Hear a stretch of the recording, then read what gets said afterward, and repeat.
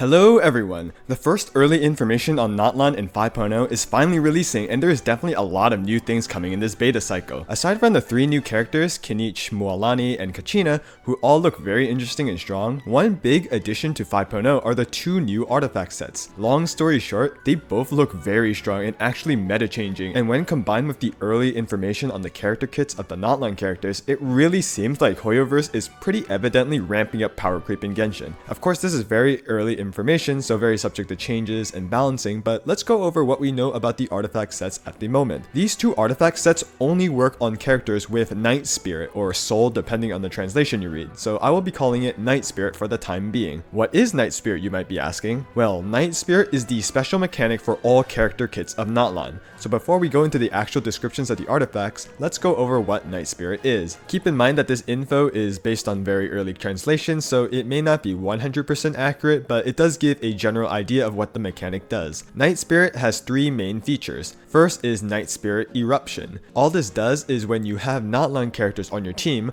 whenever a character in your party does elemental damage, this effect will trigger. My assumption is that it does a little bit of damage, but this needs to be confirmed still. The more Natlan characters you have on your team, the shorter the trigger interval is for this Night Spirit Eruption. Next is Night Spirit Empowerment. This is the main effect of Night Spirit for Natlan characters, where the characters enter a special enhanced state, usually through their skill, to deal the majority of their damage. While in this enhanced state, the Natlan characters gain a special Night Spirit gauge, where they can accumulate some gauge and spend it for extra damage, or just use the gauge to extend the duration of their enhanced state, and this depends on the character and their kit. What the Night Spirit enhanced state does is unique for each Natlan character, so you'll have to look into their specific kits to know how it actually affects the character. The last aspect of Night Spirit is Night Spirit Transmission. This is just an exploration feature and quality of life. The Night Spirit enhanced states for each Natlan character, in addition to just being part of their normal damaging kit, can also be used in the overworld for faster traveling. Night Spirit Transmission pretty much allows you to stay in this state longer while exploring in specific areas in Natlan, so you can continue zooming along the new areas. So that's the short summary of what Night Spirit is. With that understanding, let's go into what we know about the new artifact sets. The first set is a DPS set. The 2P says that when the equipped character is on the field and is under the Night Spirit state, their damage dealt is increased by 20%. So 20% damage bonus for a 2-piece. Now usually for regular elemental 2-piece damage bonus is usually just 15%, so obviously 20% damage bonus is 5%, so already increasing that number. Next, the 4-piece says that after the equipped character has consumed 10 Night Spirit points while on the field, and this is basically the gauge I was talking about, their crit rate is increased by 40% for 6 seconds. Since the Natlan characters will be in Night state and will be spending the gauge to actually deal their damage, you'll always have this up. So pretty much permanent 40% crit rate. Now the best comparison we can make with this is Maruchuse Hunter. Maruchuse Hunter was actually pretty meta changing because Farina can activate for pretty much any single DPS, and it gives a lot of stats. 2-piece is pretty much 15% damage bonus assuming you use normal and charged attack, and you get a constant 36% crit rate because Farina can help proc the HP change fluctuation requirement. Now if we just compare Maruchuse Hunter and the new set, well, the new set for Natlan characters gives 5% extra damage bonus and is unconditional, so it doesn't have to be normal and charged attack damage, and the 4-piece just gives 4% extra crit rate. It is literally just better in every single way. Now of course, again, it only works for Natlan characters, but you can kind of see the bits of power creep that HOYOverse is slowly pushing for these newer characters. Just these extra stats. It may not seem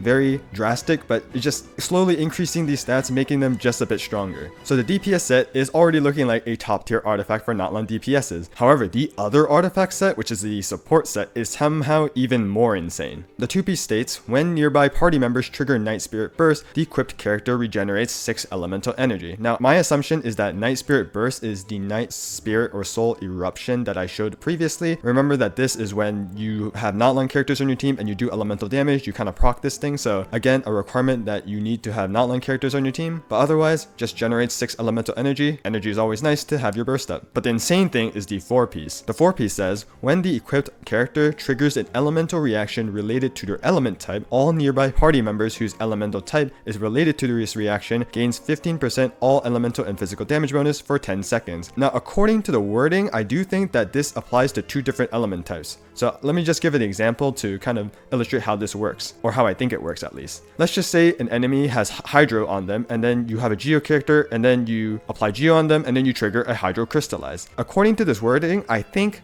because you triggered Crystallize and it was a Hydro Crystallize, both your Geo and your Hydro characters should gain this damage bonus buff. Now, I'm not 100% sure that the Hydro character also gets this, but definitely like the Geo character would get this buff because the Geo one is the one triggering the reaction and creating that Crystallize. Nevertheless, 15% damage bonus for basically your team, which is honestly pretty good on its own, and this first sentence doesn't actually require any Night Spirit. However, let's read the second part. If the equipped character is under the Night Spirit state, when triggering the above effect, the aforementioned characters will additionally gain 30% all elemental and physical damage bonus for 20 seconds, and these effects can still be triggered when the equipped character is off field, and if multiple characters are equipped this artifact, the effects can't stack, so you can't just have like 3 of these. Now just think about this for a second. We have 30% damage bonus plus 15% damage bonus. This 4-piece artifact can give your team 45% damage bonus. That is an insane artifact. Like 45% damage bonus is huge. To visualize this, let's just look at characters that give damage bonus to their team, Furina and Kazuha, and partly because of this buff, Furina and Kazuha are 2 of the best 5-star characters in the game. Furina at 200 fanfare stacks, which is kind of the average that people calculate when calculating for Furina teams, gives 50% damage bonus to their entire team. Kazuha with 1000 EM can share 40% damage bonus to the element that he swirls. So this 4-piece artifact set is pretty similar to Furina and Kazuha's buff, and if you just think of it like that, you can really see the strength of this 4-piece set. Now obviously Furina and Kazuha do more things, but because this is a 4-piece artifact set, this can theoretically be used on a Natlan character, and assuming the element matches your other teammates,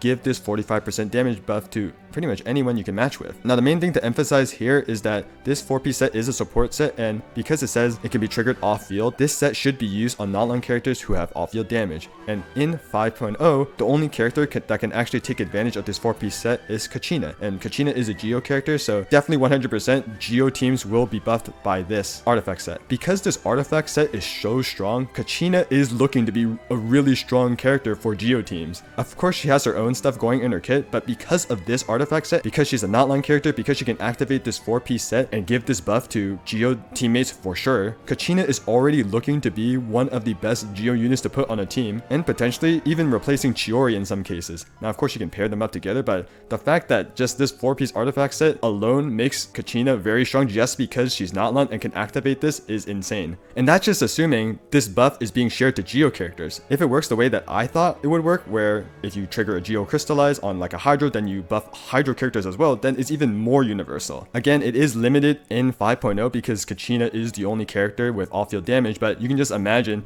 once more Natlan characters come out, there'll be new characters that can also deal damage off-field. They can be of different elements, and then they can also hold this artifact set and buff their specific elements. Long story short, this 4-piece artifact is a game changer, and honestly, I wouldn't be surprised if this gets nerfed. And to me, both these artifact sets combined with some of the early information on the kits I've seen really kind of shows that HOYOverse is no longer scared of introducing power creep into this game. Now, I think the common consensus of Genshin Impact is that this game doesn't really have power creep because we still have like strong 4-star characters like Bennett, Xiangling, Xingqiu that were released in 1.0, and they're still one of the strongest characters in the game. That's completely true. However, I think that people overemphasize this fact to the point where people say, oh, there's pretty much little power creep in this game, and it's not really relevant. Power creep is definitely in this game, and Fontaine has really been slowly pushing it, and I think most people don't really notice. You can kind of see like most of the characters, Linny, Risley, and then with more extreme cases like Nivulet and Arlecchino, all DPSs that are pretty strong, they just have a baseline stronger level, and if you just look at their constellations especially, Nivulet, Arlecchino, C1 just increase their